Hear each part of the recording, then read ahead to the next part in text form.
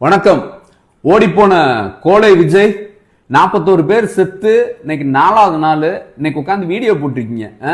RSS பாஜக காரன் பன்னீர்செல்வத்துக்கு தர்ம யுத்தம் ஸ்ட்ராட்டஜி சொல்லி கொடுத்தது மாதிரி உங்களுக்கு வீடியோ ஸ்ட்ராட்டஜி சொல்லி கொடுத்துருக்காங்க.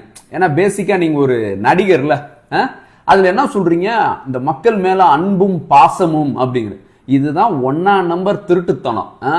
நம்ம மேல ஒருத்தவங்க மேல அன்பும் பாசமும் இருக்கு அப்படின்னு சொன்னா நம்ம எமோஷனலா இருப்போம். அவன் பாதிக்கப்படுறான், அந்த இடத்துல பெண்கள் குழந்தைகள் சாகுறாங்கன்னும் போது அந்த இடத்துல அவங்கள காப்பாத்த நினைப்போம், துடிச்சிருப்போம். அதை விட்டுட்டு ஓடி போயிருக்க மாட்டோம். சரியா? ஓடி போயிட்டு 4வது நாள் உட்காந்து மேக்கப் போட்டு ஹேர் ஸ்டைல் பண்ணி டேக் ரெடி ஷாட் ஓகே அப்படின்னு சொல்லி film by Gurumurthy acting Vijay அப்படின்லாம் வராது. சரியா? நீங்க ஒண்ணு யோசிங்களேன், இதே உங்க வீட்டுல யாராவது பாதிக்கப்பட்டு அவங்களுக்கு உடம்பு முடியாம அல்லது அவங்களுக்கு திடீர்னு ஏதாச்சும் நடந்திருந்தா அங்க அவங்கள காப்பாத்த நினைச்சிருப்பீங்களா? அதை விட்டுட்டு பிளைட் எடுத்துட்டு போய் எங்கேயாச்சும் 4 நாள் கழிச்சு பிள்ளைங்களா நான் உங்க மேல ரொம்ப அன்பும் பாசமுமா இருக்கேன்பா அப்படின்னு சொல்லி போட்டு பேசுவீங்களா விஜய்?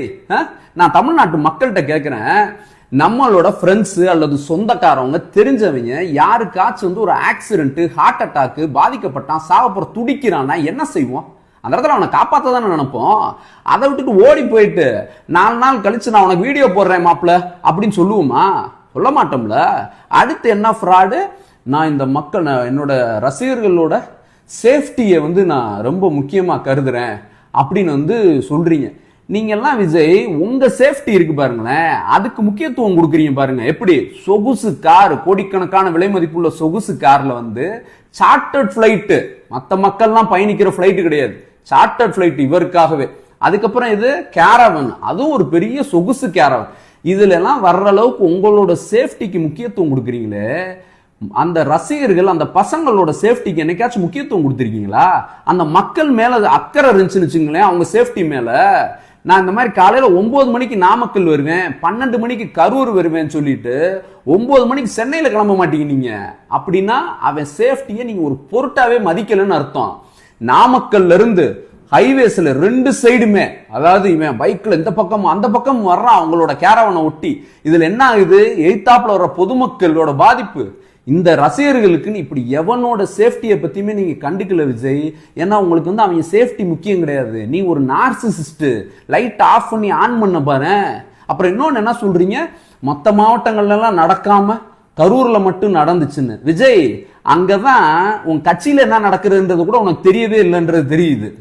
விக்கிரவாண்டியில மாநாடு நடத்துறீங்கல்ல, அங்க 444 பேர் மயக்கப்பட்டு விழுந்தான், தண்ணி இல்லாம சாப்பாடு இல்லாமன்னு சொல்லி உன் கட்சியோட அதிகாரப்பூர்வ செய்தி தொடர்பாளர் சொல்றாரு.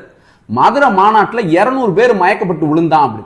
அப்ப இதை பொருட்படுத்தி இது மேல கவனம் செலுத்துறது ஆளா இருந்திருந்தா கரூர்ல நீ கவனமா இருந்திருப்ப. அந்த கவனம்லாம் உனக்கு இல்லவே இல்லை. உனக்கு ஓப்பனிங் ஷோல இருக்க மைண்ட் செட் அது மட்டும்தான் இருக்கு.